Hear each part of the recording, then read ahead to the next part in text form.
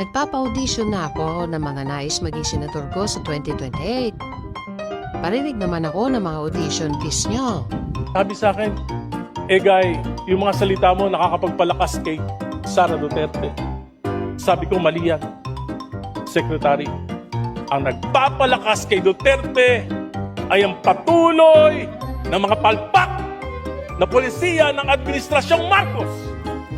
Pwedeng marinig naman yung mas dramatic pa. Yung may iba't ibang layer ng acting.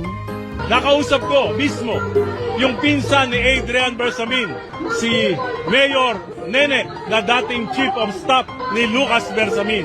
At sinabi niya, at sinabi nila, involved si Presidente. Sa katunayan, si Adrian Bersamin daw may hawak pa 1.2 billion na nasa kanya. Sobra doon sa mga nakuha kay Bernardo at sa iba't iba pang mga ahensya ng gobyerno. Bakit hindi ipatawag ni Senator Lacson yung mayor ng Taal, Batangas? Bakit hindi patawag si Lucas Bersamin? Bakit hindi patawag si Adrian Bersamin? Nalulungkot ako, Senator Lacson, parte ka na ba ng cover-up?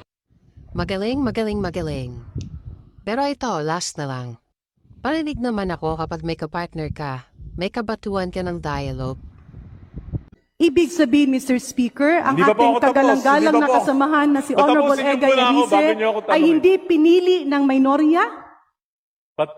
Because that is... Kaya nga po, patapusin niyo ako para maikwento ko lahat. Pwede? Yeah, but can Kung I pwede lang ako. Kung pwede, pagkatapos pwede niyo akong can I have tanungin. a direct answer, Mr. Speaker? I am directly answering you. Yeah, Mr. But, Speaker, my question is very simple. Napili ba siya ng isang former member of the House? Because that is very Nirekomenda unparliamentary. po. He's putting some words on my mouth. Ang Honorable- sinabi ko po, nirekomenda Session ko. suspended. Okay? Okay. Ikaw, tanggap ka na.